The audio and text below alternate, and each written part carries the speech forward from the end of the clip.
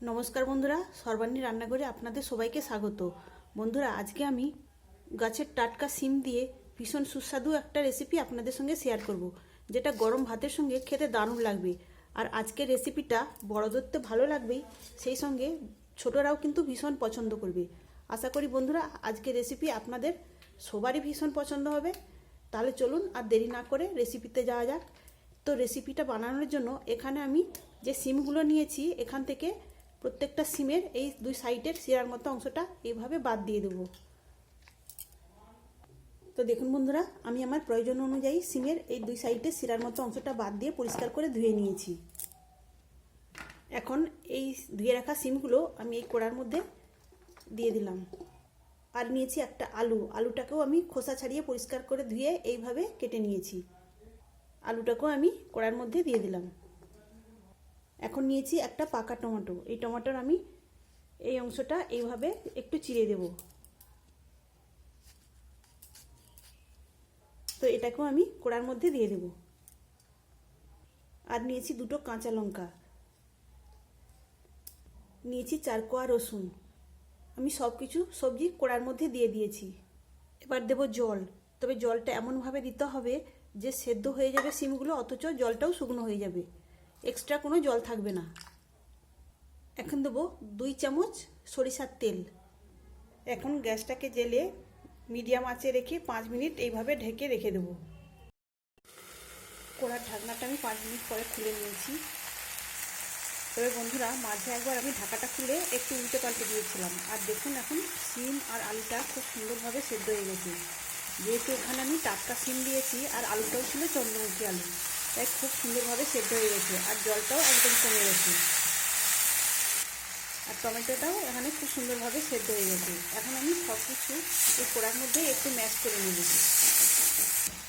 তবে আপনারা যদি প্রেসার কুকারে এইভাবে সেদ্ধ করে নিতে চান, তাহলে একটা সিটি দিলেই কিন্তু খুব সুন্দরভাবে সেদ্ধ হয়ে যাবে। তবে জলটা একটু বুঝে দিতে হবে, যেন সেদ্ধ হয়ে যাবে অথচ জলটাও থাকবে না। তো গরম অবস্থায় আমি একটা ম্যাশার নিয়েছি, এটা দিয়ে আমি ম্যাশ করে নেব। তো বন্ধুরা, আপনারা তো সিমের অনেক রেসিপি বানিয়েছেন, তো একবার এইভাবে বানিয়ে দেখতে পারেন, খেতে কিন্তু দুর্দান্ত লাগবে। আমি কিন্তু গ্যাসটাকে এখন অফ করে দিয়েছি। বন্ধুরা, আজকের রেসিপি আপনাদের ভালো লাগলে অবশ্যই একটা লাইক দেবেন। আর সেই সঙ্গে যদি নতুন বন্ধুরা এসে থাকেন, অবশ্যই আমার চ্যানেলটিকে সাবস্ক্রাইব করে আমার পাশে থাকবেন। তো এখানে আমি দেখুন সব সুন্দরভাবে ম্যাশ করে নিয়েছি। তো এটাকে এখন আমি অন্য একটা পাত্রে নামিয়ে নেব। কড়াটা পরিষ্কার করে ধুয়ে আমি আবারও গ্যাস অন করে বসিয়ে দিয়েছি। এখন কড়ার মধ্যে আমি আবারও দিয়ে দিলাম 1 চামচ সরিষার তেল। আমি যেহেতু আগে 2 চামচ সরিষার তেল দিয়েছিলাম, তাই এখন আমি 1 চামচ সরিষার তেল দিলাম।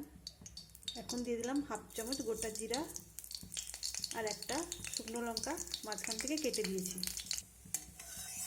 তেলের সঙ্গে জিরা আর শুকনো লঙ্কাটা ভেজে নেব। জিরা আর শুকনো লঙ্কাটা ভাজা হয়ে গেলে এর মধ্যে আবারও দিয়ে দিলাম 2 কোয়া রসুন। রসুনটাকে কুচিয়ে নিয়েছি। রসুনটাকে ভেজে নেব 20-30 সেকেন্ডের মতো। এইভাবে নেড়েচেড়ে একটু রসুনটা ভেজে নেওয়ার পর এখন আমি এর মধ্যে দিয়ে দেবো একটা মিডিয়াম সাইজের পেঁয়াজ। পেঁয়াজটাকে আমি ছোটো ছোটো করে কুচিয়ে নিয়েছি। এখন পেঁয়াজটাকেও নেড়েচেড়ে আমি একটু লাল লাল করে ভেজে নেব। এখানে পেঁয়াজটাও ভাজা হয়ে গেছে। এখন আমি এর মধ্যে দিয়ে দেবো সামান্য হলুদের গুঁড়ো আর দিলাম অল্প একটু লঙ্কার গুঁড়ো। তবে বন্ধুরা, আপনারা যেমন ঝাল খেতে পছন্দ করবেন সেই মতোই দেবেন। গ্যাসের ফ্লেমটাকে লোতে করে দিয়ে একটু নেড়ে চেড়ে নিয়ে আমি এর মধ্যে এবার দিয়ে দেবো যে ম্যাশ করে রাখা সিম। তো সিমটা দেওয়ার পর এখন আমি পরিমাণ মতো দিয়ে দিলাম লবণ, আর দিলাম অল্প একটু চিনি, আর দিলাম 1 মুঠো ধনেপাতা কুচি। এখন সব কিছু এবার নেড়ে চেড়ে আমি মিশিয়ে নেব। তো বন্ধুরা, আপনারা এইভাবে একবার বানিয়ে দেখবেন, গরম ভাতে খেতে কী যে দারুণ লাগবে। বানিয়ে একবার না খেলে আপনারা বুঝতেই পারবেন না। গরম ভাতের সঙ্গে সিমের এইরকম একটা রেসিপি থাকলে অর্ধেক ভাত এটা দিয়ে খাওয়া হয়ে যাবে। যেহেতু আগেই আমি জলটা শুকিয়ে নিয়েছি, তো আর বেশি নেড়ে চেড়ে এটা দরকার নেই। আর দেখুন, কড়া থেকে খুব সুন্দরভাবে ছেড়ে আসছে আর লেগে লেগে যাচ্ছে না। তো এটাকে এখন আমি নামিয়ে নেব। তাহলে বন্ধুরা, আজকের রেসিপি আপনাদের কেমন লাগলো অবশ্যই কমেন্ট করে জানাবেন। তো গরম ভাতের সঙ্গে খাওয়ার জন্য দারুণ স্বাদের সিম ভর্তা আমার রেডি। তাহলে আজকের মতো আসি। সবাই ভালো থাকবেন, সুস্থ থাকবেন। ধন্যবাদ।